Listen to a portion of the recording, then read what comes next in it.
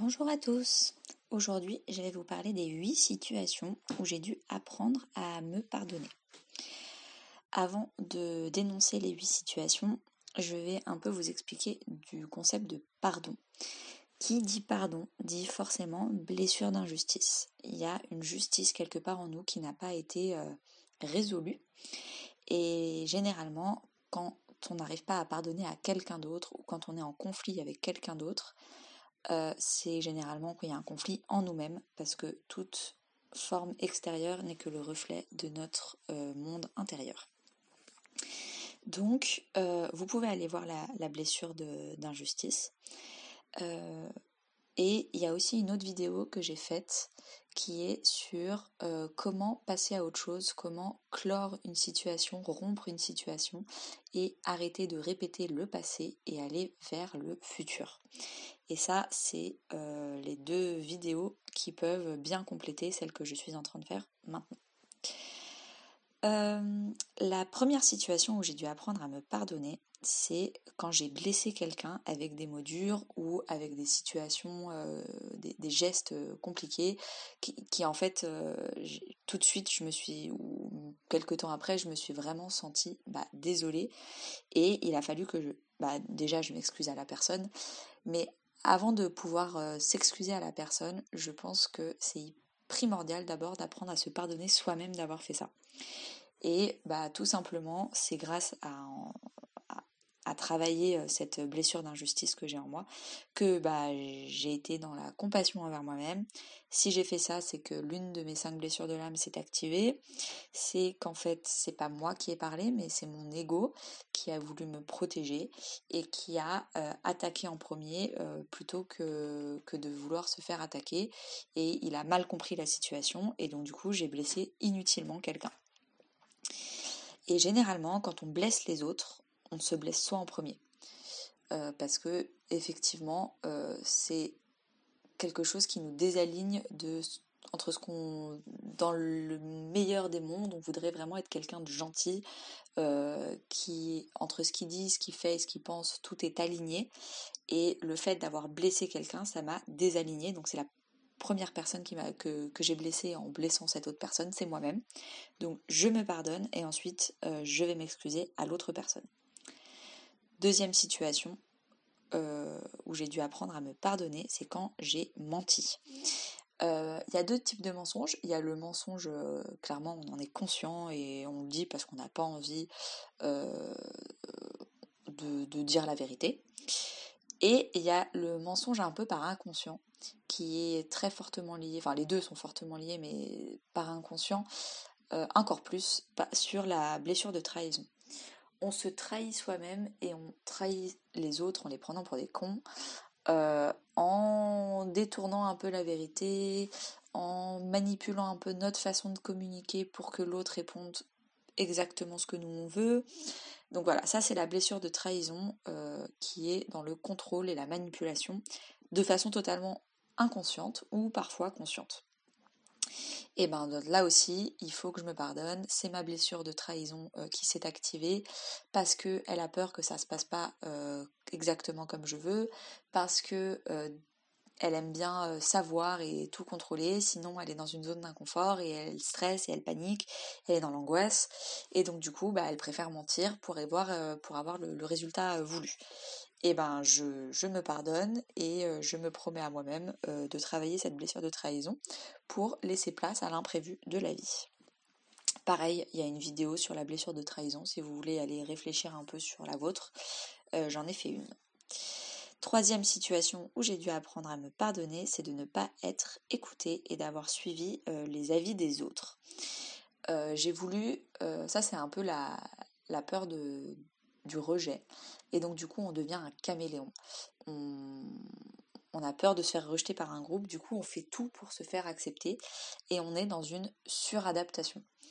Moi, le domaine qui me parle le plus dans cette situation, c'est le domaine professionnel. Dans ma vie professionnelle, je me suis suradaptée, j'ai dit oui à plein de choses parce que les autres y arrivaient, les autres le faisaient, donc moi aussi j'ai envie de le faire, moi aussi j'ai envie d'y arriver. Et donc je me suis mise dans des situations clairement compliqué pour moi, alors que c'était pas forcément ma zone de confort, et surtout c'était pas forcément ce que j'avais envie de faire. Et je me suis aperçue que ce que j'avais envie de faire, c'était pas ce que les autres faisaient, donc il fallait que j'arrête d'écouter les autres, j'arrête d'écouter les conseils des autres que j'avais pas demandé, et que moi j'arrête de donner des conseils aussi qu'on me demande pas, et que moi qu'est-ce que j'ai envie de faire. Donc peut-être que cette situation aussi va me sortir de ma zone de confort, mais ce sera une zone de confort où au moins j'en aurai envie. Et donc du coup apprendre à s'écouter. Et donc du coup j'ai dû apprendre à me pardonner d'avoir été un peu un mouton sur certaines situations, par peur d'être toute seule sur un chemin toute seule, et je préférais être en groupe dans un chemin que tout le monde prend plutôt que sur mon chemin toute seule qui fait un peu peur, et ça fait peur d'être toute seule dans des situations ou dans des choix de vie où il faut prendre ses responsabilités. Et donc je me suis pardonnée, et j'ai appris à reprendre pleinement ma responsabilité, arrêter de m'abandonner et d'abandonner mon choix aux autres, et arrêter de me suradapter en n'allant vraiment que dans mon périmètre d'envie et de bonheur. Quatrième situation où j'ai dû apprendre à me pardonner, d'avoir eu peur de ne pas être à la hauteur, de m'avoir refusé l'abondance et des opportunités. On me propose des choses et je fais « Ouh là là, non, non, je vais pas y arriver, donc je refuse, je suis sûre que quelqu'un qui l'a déjà fait, ce serait peut-être mieux pour lui. » Oui, mais en fait, cette personne qui l'a déjà fait, elle a bien commencé une fois. Et moi aussi, il faut que j'accepte le fait que la première fois, je serai nulle et je serai pas à la hauteur. Mais c'est en expérimentant qu'on s'améliore. Et si je fuis l'expérience, je ne serai jamais à la hauteur. Donc, être indulgente envers moi-même, arrêter d'exiger la perfection dès les premiers essais. Je me pardonne de flipper et de fuir. Je me pardonne de penser que je ne suis pas à la hauteur. Et j'essaye petit pas par petit pas, en faisant des erreurs. Chaque erreur est une expérience. Chaque échec se transforme en apprentissage. Et j'y vais. Et j'arrête. Surtout, je me pardonne d'avoir refusé dans le passé l'abondance, l'opportunité, les rencontres qu'on m'avait proposées et que j'ai totalement fui. Et j'accepte et j'avance.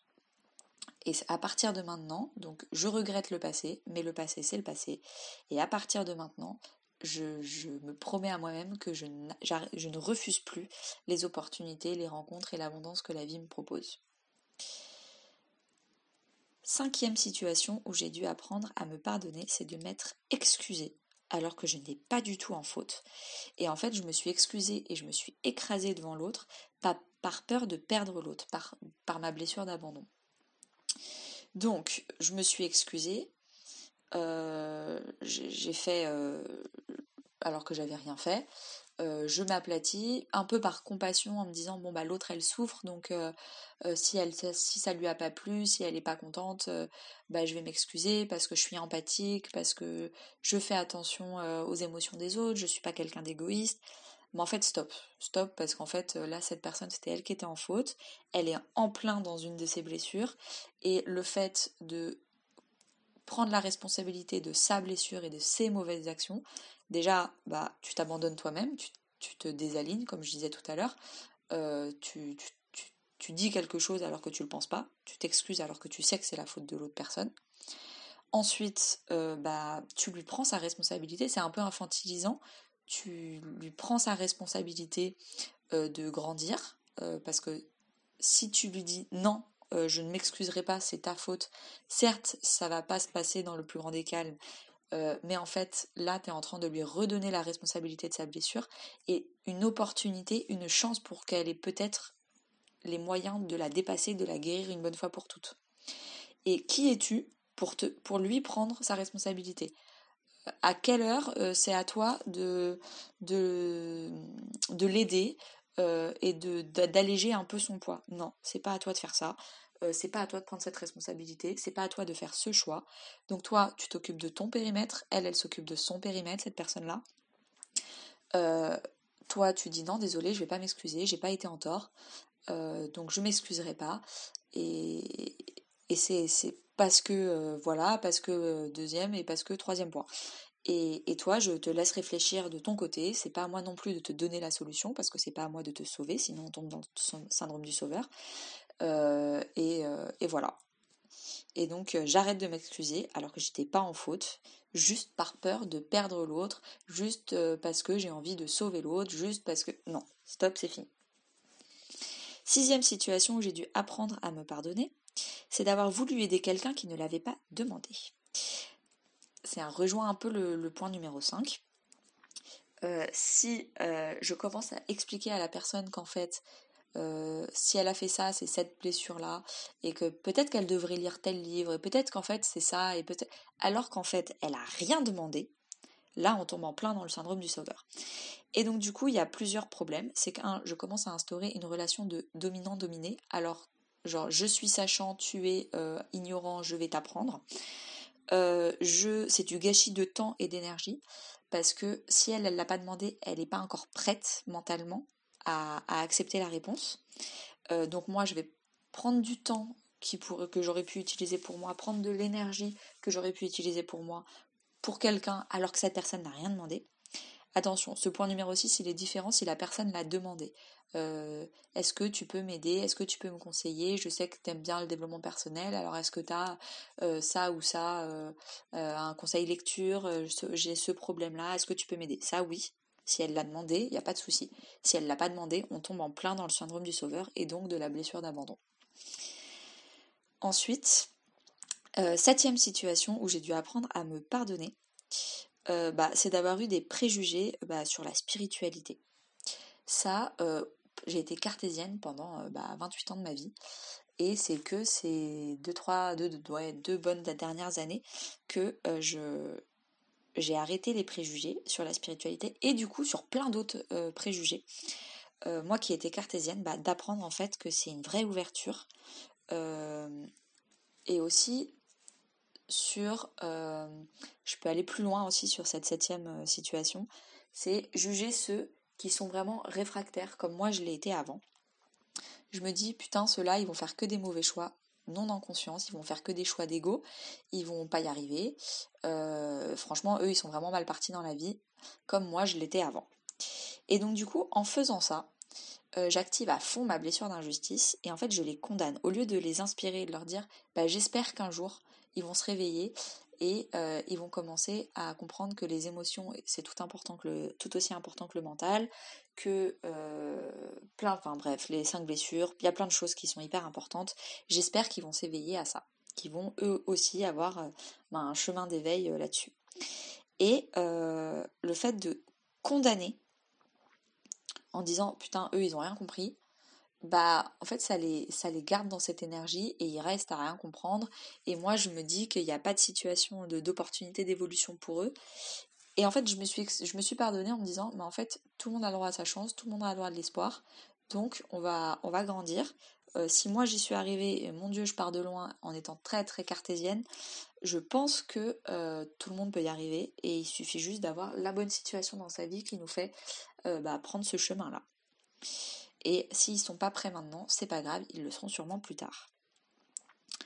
Et huitième et dernière situation où j'ai dû apprendre à me pardonner, c'est de ne pas aller assez vite, de ne pas évoluer assez vite, de ne pas guérir assez vite, de ne pas apprendre assez vite.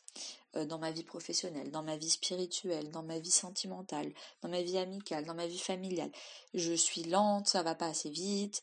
Donc ça, c'est vraiment, vraiment la blessure de la trahison avec le contrôle. On veut vraiment tout contrôler, que ça aille exactement comme nous on veut, à la vitesse où on veut, avec qui on veut. On travaille énormément notre yang, on n'est pas assez dans le yin, l'accueil, la réception, et on est dans le yang, on veut agir, on veut faire, on se laisse pas respirer. On veut générer au lieu de se régénérer. Donc je pense que je vais bientôt faire une vidéo sur le yin et le yang. Et au lieu d'être indulgent et de m'écouter et d'écouter les autres, en fait je suis pas du tout indulgente envers moi-même. Je me laisse pas le temps ni à mon corps, ni à mon esprit, ni à mes énergies d'inculquer la nouvelle leçon. Et je m'écoute pas en voulant aller plus vite que la musique. Et du coup, j'ai appris à me pardonner là-dessus. Et je me suis fixé un peu une règle. Quand j'ai eu un déclic, ou quand j'ai appris quelque chose au travail, ou quand il y a une situation qui s'est réglée à la famille ou avec mes amis, Donc ça, c'est un court instant, un déclic, c'est bon, on a compris en fait où était le problème. Donc ça peut durer un millième de seconde ou aller 1 heure, 2 heures, le temps que ça se règle. Et ben en fait, il faut minimum 2-3 semaines derrière pour que les énergies se corrigent, que nos attitudes se corrigent, que notre corps se comporte différemment, que la personne en face, elle aussi, s'adapte à cette nouvelle ambiance. Et voilà. Et donc du coup, j'ai appris à arrêter de vouloir tout faire la même semaine, le même mois, le même machin.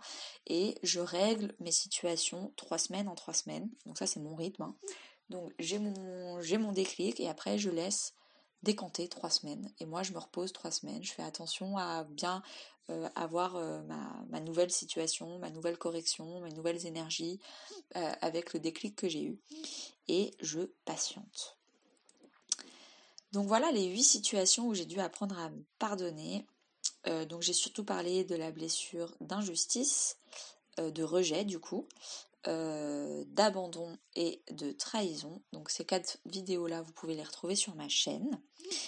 Maintenant, pour éviter dans le futur d'éviter à me pardonner et donc du coup d'avoir fait des écarts, bien sûr il y en aura toujours.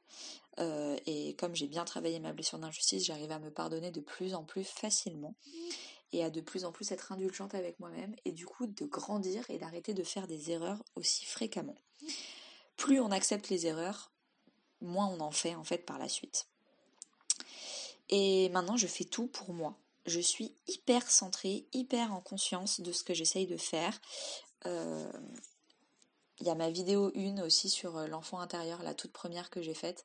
J'essaye vraiment de faire des choses que mon enfant intérieur voudrait que je fasse, que je fais des choses vraiment pour moi et j'arrête de vouloir faire les choses pour les autres, pour la société, pour qu'on me voie comme ça, pour que je sois valorisée par mon salaire. Non, en fait, je fais vraiment tout pour moi et vraiment je suis centrée et ancrée.